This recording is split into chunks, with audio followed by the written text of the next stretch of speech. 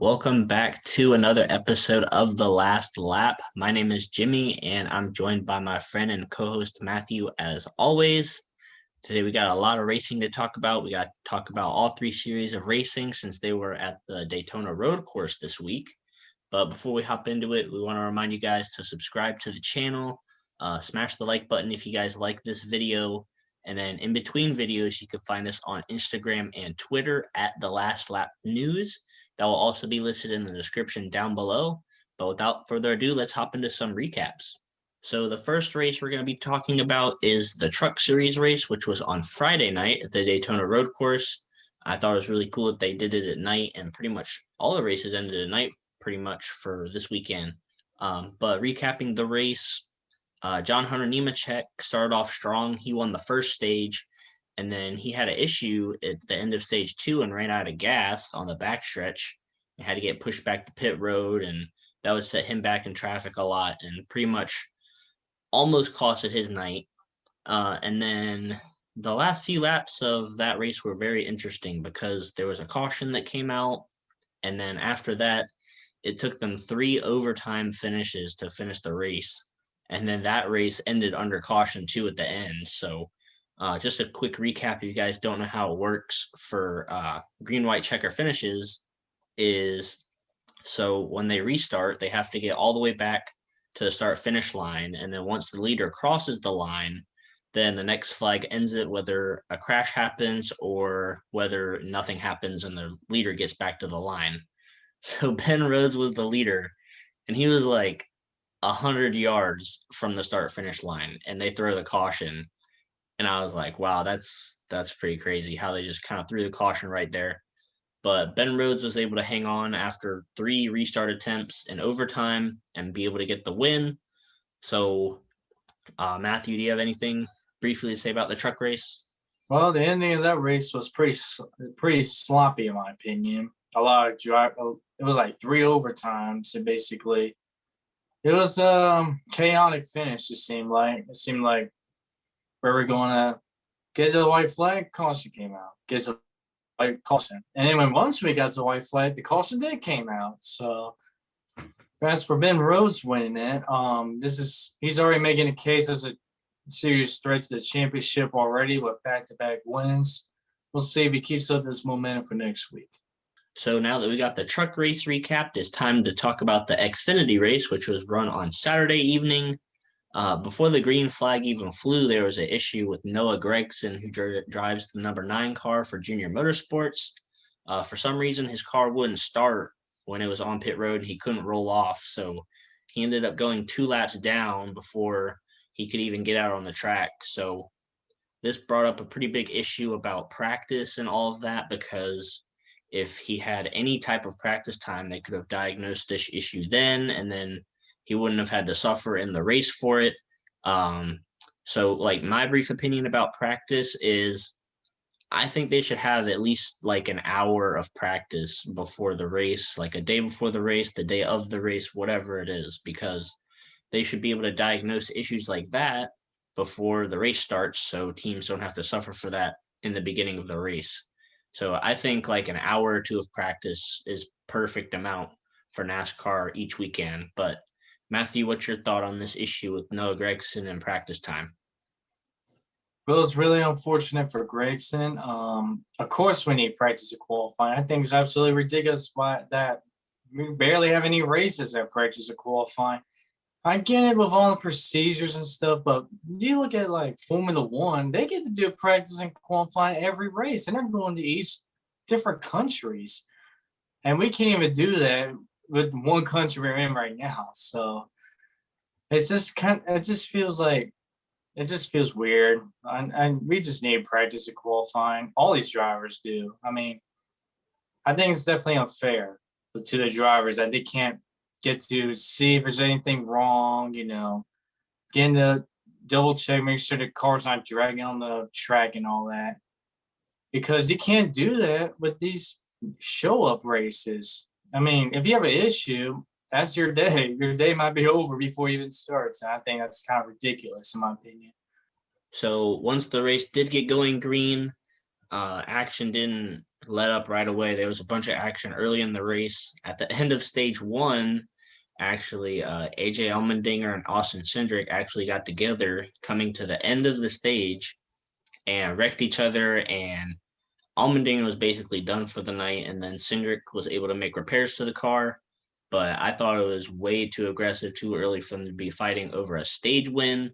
I mean, I know both of them are running for the championship and stuff, and they really don't have anything to lose. But at the end of the first out of three stages to be racing like that and wreck each other, I think that's kind of silly from AJ Allmendinger, who's a veteran, and then Austin Cindric, who was the champion of the sport last year.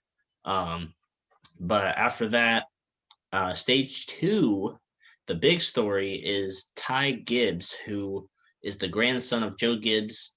So once those two pretty much wrecked each other out, Ty Gibbs took the lead and he was in command most of the rest of the race. He ended up winning stage two. And then there was a green white checker, and Ty Gibbs restarted fifth and made an incredible restart down into turn one into the grass, basically. And I'm surprised it didn't tear the splitter off of that car. But he was able to make some passes and he was able to take the lead.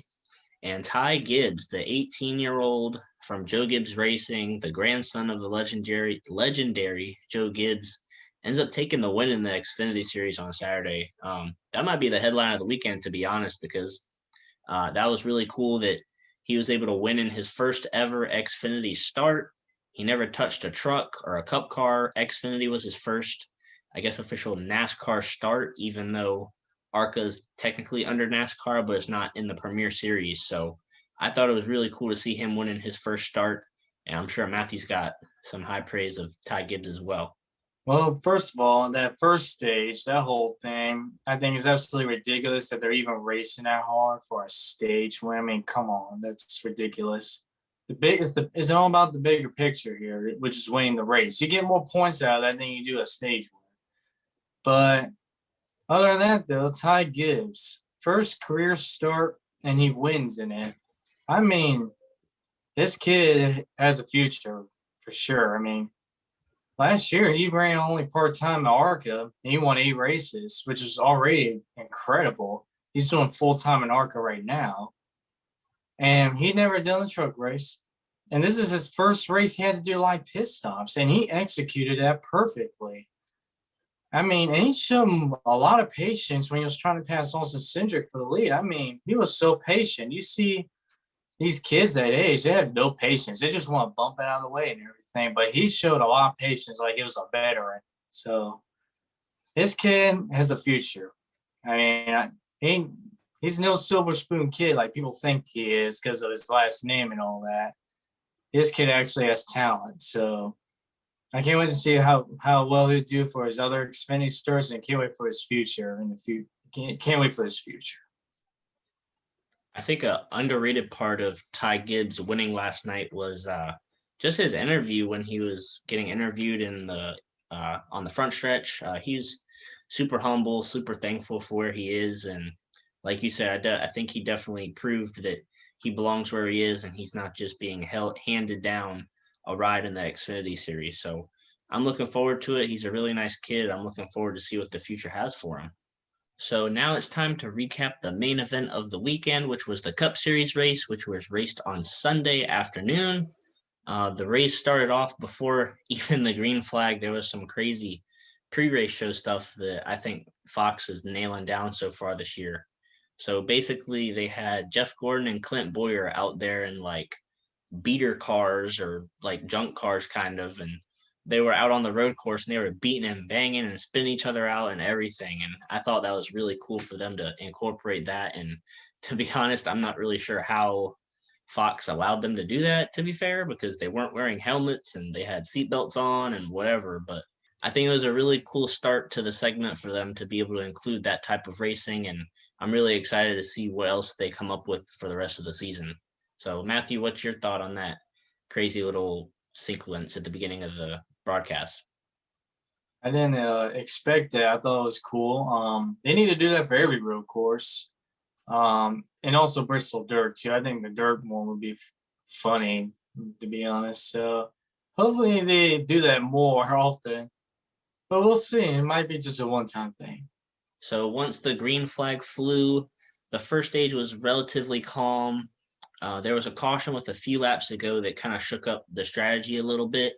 But Chase Elliott ended up winning stage one. But before that, on the first lap, there was a few cars who got into some incidents and in the grass. Kyle Busch was one of those, unfortunately for Matthew over there. Yay. Wonderful start to a season. He got kind of shoved off the track coming off of turn 2 and ran into the grass and tore up the splitter a little bit. He was able to come back, but we'll get back to that later in the race. But he was able to eventually recover from that. But stage one belonged to Chase Elliott. And then into stage 2, there was some more pit strategy. And there was another caution in stage 2. I'm pretty sure it's for when Ross Chastain got hit into the wall. And then that shook up the field a little bit more with some pit strategy. And then Denny Hamlin ended up winning stage number 2. And then stage 3 is when it starts to get crazy because everybody made green flag pit stops with probably about 20 to go or so. Everybody started making green flag pit stops. And there was a threat of rain in the area. You could see it in the background. There was a rainbow in a few of the shots that showed rain was coming. And NASCAR decides to throw a caution with 13 laps to go for quote unquote rain. It was sprinkling. It was raining. It was sprinkling. But NASCAR decides to throw the caution because they wanted everybody to try and come put rain tires on for some reason. But it was sprinkling. And by the time they threw the caution and the cars slowed down, the rain was stopped. And the track was barely even wet. And that shook up the strategy. I think about 10 cars stayed out or something like that. And then Chase Elliott and most of the other cars came down to pit. So Logano was the leader. And nobody who pitted took rain tires. Literally nobody. So NASCAR, I'm not really sure why they threw that caution, to be fair, because literally nobody took rain tires. But we'll talk about that more later. Anyways, they restarted the race and Logano was the leader. That basically just screwed Chase Elliott, who dominated the race for most of the time, and Martin Truex Jr. as well. Martin Truex Jr. spun out on one of the restarts, and then they threw a caution for something else that happened, and then there was another restart, and Chase Elliott got shoved off the track into the grass and somehow saved the car and didn't tear up the splitter. I don't know how the heck he did that. But after that happened, there was another caution that came out for another wreck, and then they resumed again. Logano's still out front on old tires. And another story, Christopher Bell, he was like the only guy that could pretty much keep up with Chase Elliott in stage 2 and into stage 3. He was within about a second of him the whole time. So Christopher Bell was in front of Chase when they originally restarted, and he was trying to pick his way through the field, and Chase and Truex kind of got caught up in traffic. But Chase Elliott tried to make a move on Brad Keselowski and came down, and eventually he spun out. Denny Hamlin and him made contact, sent Chase around. That basically screwed Chase's chances. They had one more restart after, or no, they didn't have another restart after that, I don't think. No, they didn't. But with like 3 or 4 to go, Chase Briscoe is on the track, and his hood literally flies up and is on his windshield, and he can barely see. And he ran like a lap and a half around the track, and NASCAR didn't throw a caution for it for some reason. But he was able to get to pit road. I'm not really sure why there wasn't a caution thrown there, because driving with a hood up on your windshield is definitely not safe. But besides that point, Christopher Bell was catching Logano at a really quick rate, and he was able to make a pass, come into the white flag and take the lead. Same block. This might be way more aggressive a block. He's there. Christopher Bell is there. What's Joey going to do down here in this chicane? Oh, man, I think he's got him. No, not so. Does. Logano doesn't have the brakes to hold off Bell. And he was able to pull away from Logano, and Christopher Bell wins his first race ever in the NASCAR Cup Series in his second season, second race of the year. back-to-back first-time winners in the NASCAR Cup Series. That hasn't been done since like the 50s or something. I don't know. But Matthew, first thing I'm going to talk to you about is, well, let me get your reactions to the race first, and then I'll ask you some questions. It was a crazy race for sure. A little bit of everything, a little bit of chaos, a little bit of times where like a little boredom in there, to be honest. It was a little bit of everything, it seemed like. Christopher Bell getting his first career win, back-to-back first career wins. That's the first time that's happened probably since like 1950s, I think. So that's incredible to see. I'm really happy for Christopher Bell and that team. There was a lot of people that were saying, "Oh, Eric Jones shouldn't have to be out of that ride." I don't think it's good to have Bell in that ride. Second race in with this ride, he won. So I think they made the right decision with that. For all the doubters out there. As far as that caution, that rain caution that everybody's been talking about, I can't really like judge on that because a lot of people that just overreact about it, they're watching it on TV. They're not there at the race. The only people that can really judge is who are actually at the racetrack because it could actually be pouring there. And it's kind of hard. Sometimes it's just hard to see rain sometimes, but yeah, I can't really judge on that call because I wasn't at the racetrack. I don't know how hard it was raining. I don't know if it was raining at the grandstands, raining at the backstretch. So I can't really judge on that call. So that's what I have to consider when you're judging about this controversial call. Yeah, I'm not really sure which it could have gone either way. They could have let them race or they could have thrown the caution. Just as a Chase Elliott fan for myself, it stinks because he was dominating that race. Like he had it won with 13 laps to go, and then they throw that caution and that shakes up all the strategy. And I'm not sure if it was the right call or not, but Christopher Bell he deserved the win. He completely did. I'm not taking anything away from Christopher Bell because he was the second best car and he ended up winning the race. So complete props to Christopher Bell. He earned that win. But my main question is like, what's Joe Gibbs Racing looking like for the future? I mean, they got Christopher Bell winning, and then they got Ty Gibbs who just won the Xfinity race the other night. So what do you think about Joe Gibbs Racing moving towards the future? Well, first of all, before I go into that, Christopher Bell deserves that win for sure. The only people that are gonna be whining about it, all these people on Instagram or social media with a certain profile picture, you probably know who that is. I'm just saying. Chase Elliott fans that aren't me. Chase Elliott fans that aren't me. You're the only Chase Elliott fan that I'll ever stand and I actually like, okay? I can't stand any others. I'm sorry. It's just how it is. Okay, I'll get back to your question. Joe Gibbs' his future.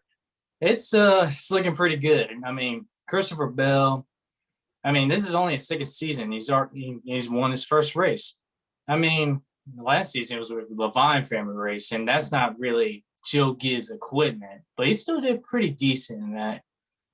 So I knew he has talent for sure. Kyle Busch, he's still gonna be there for a long time for sure. Denny Hamlin, who knows how long he'll be in the 11 car? I think it'll be a few more years. But Martin Truex, that's a little unknown how long it's going to be in that ride too. But yeah, they got a bright future. Harrison Burton's waiting too. He won 4 races last year as a rookie. Of course, Ty Gibbs, who and who knows, maybe even John Hunter Nemechek if he decides to move up to Xfinity for Gibbs after this year at KBM. So they got a whole stack of drivers, talented drivers, waiting for them for those Cup rides in the future. And don't forget about 2311 Racing too. That's a Toyota team too.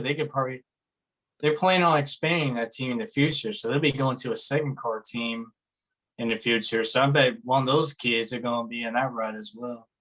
Yeah, I was about to say the same thing. Joe Gibbs Racing has a lot of young talent, a lot of experienced talent too.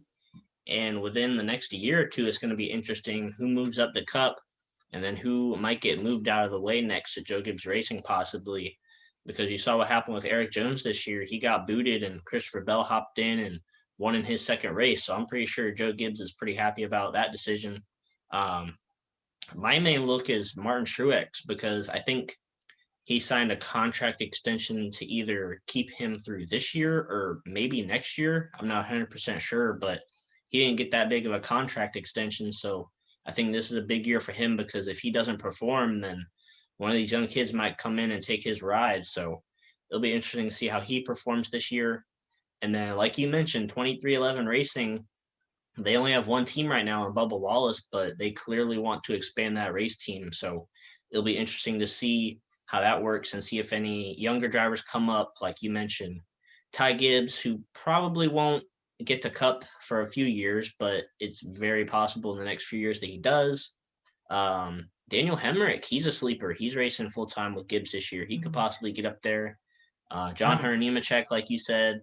But yeah, there's a lot of options for 2311 Racing and Joe Gibbs Racing in the next few years. So it'll be interesting to see how many full-time cars 2311 eventually gets to, because I don't know if they'll eventually get to 4, 3, 2. I'm not sure, but that'll be interesting for sure. So now that we finished recapping all of the races, we are going to each rate the 2021 Daytona Road Course for the NASCAR Cup Series. So I'll let Matthew give his rating out of 1 to 10 first. So my rating for this race is going to be a 7 out of 10. I feel it was a pretty good race. There was a lot of moments. There was a lot of passing moments going on. The only reason, I mean, there was a couple parts that were not really much racing going on, and plus that whole weather controversy thing kind of lowered that rating down a little bit. But other than that, it was still a pretty good race. There was a lot of exciting moments, especially the last couple of laps of Christopher Bell, Logano battling out. So there was a lot going on, I feel like. So I'm going to rate this race a 7.5 out of 10, 7.5 for me. Like you said, the racing was pretty good throughout the whole time. Chase Elliott didn't just like run away with it either. Stage 1, he kind of pulled out in front, but in stage 2, Christopher Bell was hounding on him for pretty much most of that stage, and even into stage 3. So even without that, there was still some competitive racing throughout the pack. And then unfortunately, that with that caution call, that did bunch everybody up, and that did make it pretty exciting there at the end. There were a few crashes at the end. Drivers were going all over the place. Kurt Busch even like slid all the way through the infield or whatever, and going into turn 5 or something at one point. He was surfing in there. Yeah, that was crazy. So definitely a fair share of crazy moments throughout the race. And coming down to the end, Christopher Bell and Joey Logano were going pretty hard at it with 2-3 to go. And Christopher Bell ended up making that pass pretty smoothly. So for all that competitive racing, I'm going to have to give this race a 7.5 out of 10. That is all for this episode of The Last Lap. Thank you guys so much for tuning in. If you guys ended up watching the race, make sure to comment your prediction or your review of the race, 1 out of 10, down in the comment section down below. We love your guys' feedback. We love making these videos for you guys, talk about NASCAR and recapping the races for you guys. Make sure you stay tuned for our preview, which will come out on Friday, because NASCAR is going to Homestead, Florida, still in Florida. But Beach. Yeah, going to the beach in Homestead, Florida. So make sure you guys stay tuned for that video coming out Friday. And until then, we'll see you guys there.